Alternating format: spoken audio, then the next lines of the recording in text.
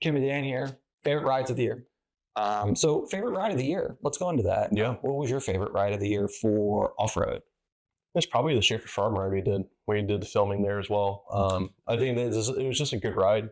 Kind of explored all the trail systems, got all the, kind of hit up all the things, rode certain trails forwards and backwards and every which way. It was just a good day. Yes, and the weather was about perfect. Yeah, that was a great ride. And yeah, we were filming, for some stuff that might be coming up in the future. Mm-hmm. But one of the focus for that ride, I think, was what's unique about this trail. And so Mhm. specifically going out to look for those things Yeah. was kind of fun. It was like an adventure, Yeah. and to really sort of map out. I got lost several times. Oh no, that was Meadowwoods, Mhm. but I get lost a lot anyways. We know the trail. He says lost. He knows where he is. It's not necessarily in the entry of the trail network. It's Schaefer's Farm is just like one of those places that's always really fun to ride. But it was just like a perfect day with the perfect, dirt was great. Everything was, on point for a mountain bike ride. Yeah, this is a spot in Northern Virginia. Oh, it's in Maryland. Oh, Schaefer. Yeah, I'm thinking of Meadow and Yeah, it's in Germantown, Maryland. It's if you haven't ridden there and you're in the area, it's definitely a to ride. It's not the most difficult. It's just a really good trail. yeah, it's a good balance. Yep. Yours? For off-road, my entire year last year revolved around an event called Unpaved, which is in Pennsylvania, and it's a gravel ride. Mhm. I think there's some racing going on. It starts, I think, at you can do a 30 mile, you can do a 50, a 90, 120. I think They have like a monster ride too. 200 It's miles, like 200 miles or something. like that. Yeah, and the folks that do that, they leave the day before at 5 p.m. They come in at 8 p.m. the next day. It's Mhm. crazy. I did it. I just hit my mic. I did the 50 miler, Mhm. which is plenty for me. The first 30, well, for me, 30 minutes of the official. It's a timed segment course, So I think for me there was 3 segments. The first one is just a climb. I think you're at 6% for me. Again, it's a half hour, and so I had Mhm. trained specifically for that, and I did reasonably okay. I got a PR. I took a minute and a half off of a 30-minute climb. Again, all things considered, I think you're going to hear me say that a lot. Mhm. I was very happy to have gained anything. Mhm. So that, yeah, and it's gravel. I love gravel. It's like having grown up in learning to mountain bike in the 2000s Mhm. was a lot of single track. You had rigid forks. You didn't have wide tires. So when gravel became popular, I was like, this is great. Mhm. I don't mind mountain biking. I actually enjoy mountain biking. I don't love the fast, flowy stuff because I just can't take an injury like that anymore. But gravel to me is a great, and I've taken the gravel bike on some single track. It's not as fun Mhm. as maybe a 29er full suspension.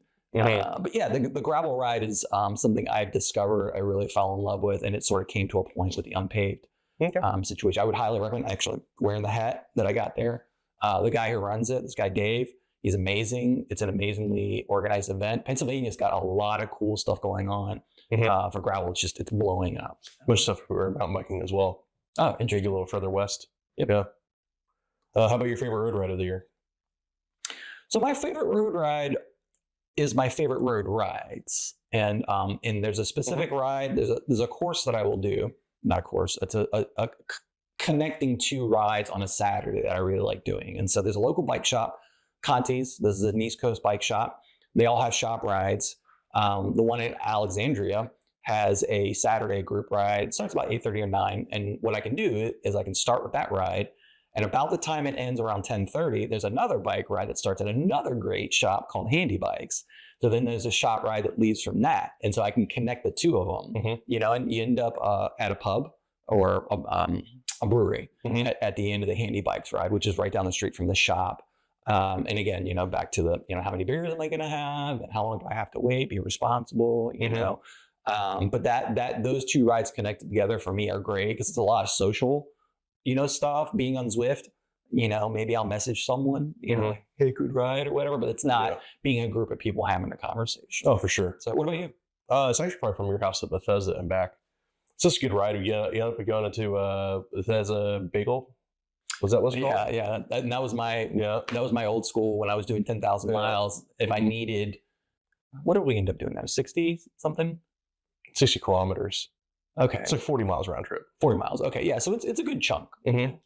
I'm Yeah. sorry. I keep interrupting you. Yeah, no, it's a decent ride. It's just kind of on a local bike path. So you kind of take Mount Vernon Trail up through Georgia. Wait, Georgetown, and you cut over to the C&O Canal for a second, then to what's the other one called? I forget what's that one called? I don't remember. That goes up to Bethesda. We end up in Bethesda. Yeah. I can't remember the trail name. It has some name. It's kind of a slow. It's actually a fast ride. It's actually probably a 1% climb up. Yeah, ish. Yeah, it's about 1% climb for a while. So you end up going a couple hundred feet up over 10 miles or so. Yeah, something like that. And it's totally doable for anyone. It's also a good ride. A nice little shop, bagel shop halfway through, and you get to come back, and it's kind of 1% down, so you feel like a hero for a little bit. Yeah, you're riding your brakes a lot because it's a multi-use. Yeah, it's a multi-use path. If you go out really early, you can get some decent speed. But if you're going anytime after like 8 a.m., you're taking your time. It's a popular spot. Yeah, it's a popular spot, but it's a good easy ride. 0 cars basically, which is nice. Kind of like a gravel ride without the gravel or having to go further to find it. Did we ride gravel bikes when we did? We do road. I think we rode road that time. Okay. I was gonna say, oh yeah, and for me, like a ride like that, if I want to spend more energy, I'll ride a gravel bike. I just put I put a 50C tire on the front of my gravel bike for unpaved. It's a faster tire for what it is, but it's 50C. Yeah, on the road, it's not going to be as fast as a road tire. Yeah, so you put a little bit more work in. Mm-hmm. Yeah, I think actually I was on road tires and you were on gravel tires. Okay, I believe that they kind of even it out a little bit. Got it. Mm-hmm. Other rides just in general. So I have two. The first one is actually, and I mentioned it earlier, connecting with Dan, being able to ride together again, for me is highlight, honestly. And really specifically. Well, it wasn't just me, it was a bunch of other people we used to work with. I mean, that's something I realized. It's kind of like half of the old shop that we all got back together from 20 plus years ago. So there was a ride when I think we had just, we found one of the other guys. We saw his car in the parking lot. We waited for him. We ended up riding together. And then the ride after that is when I think the guy took a spill. He had a yard sale all over the place. Unrelated to our group, but he was kind of tangentially riding with us. Right. But it was basically the old crew, the way that we used to ride in 2000 or 2004, whatever it was. And at the classic park that we used to ride at, Wakefield Park. This is where we would ride 26-inch. You had the Fire XC Pro 2.1-inch tire. Yep.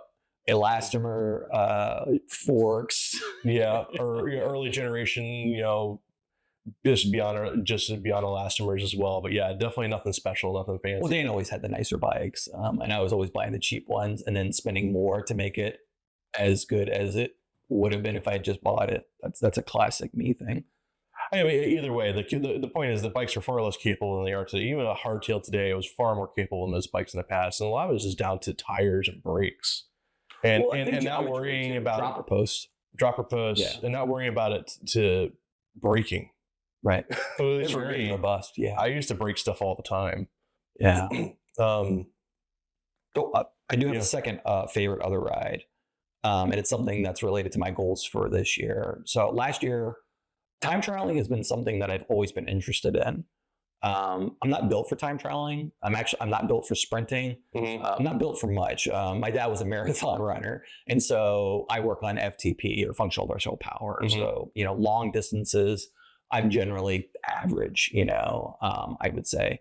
And so, but on Zwift, and again, I'm putting quotes. I'm going to put quotes around ride when I talk about Zwift here, because I know people have varied opinions about it. But on the flat spot, you can upgrade a time trial bike. And I attempted to do a sub-hour 40K, just as a curiosity. It's like, this is something I want to. I'm just interested. I still think it counts. At minimum, it's apples for apples. It's comparing apples to apples. You're not trying to compare apples to oranges. Right. You're not saying that Zwift 40K is the same as doing an outside 40K or vice versa. Right. Yeah, and that'll come up later. Insofar as an outside time trial, I don't know. But in Zwift, I did that last year as just kind of a baseline. I did okay. I did it such that I think I can get it this year. What was your time for 40K? I think it was off by about 3 or 4 minutes. Oh, okay. Yeah, it's within distance. And that was at the end of I had done a 3-month stretch of 1-month blocks. And it was the last workout of the last month, before I was taking a rest period. And so I was pretty tired. It should be about your peak.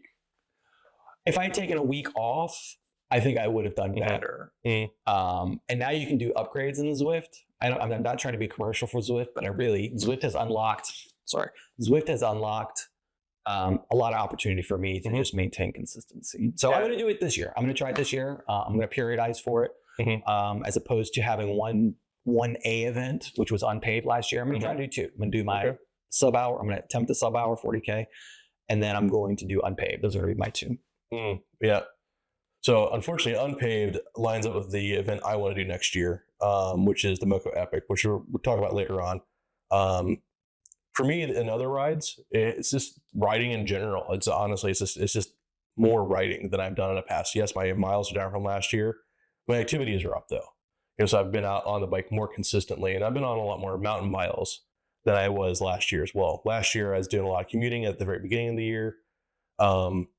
But then transferred over during the summer. So that's what kind of like changed up that. I got back, and this is like basically my riding dropped off a lot because of moving and trying to get everything reset up.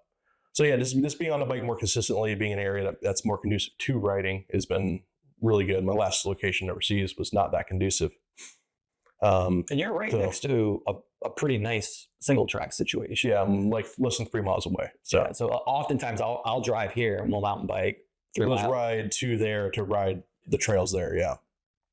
So consistency is up a lot more this year, and last year I want it to be even more this next year. So this is part of a longer video. You can check out the link below, or in a link in a corner.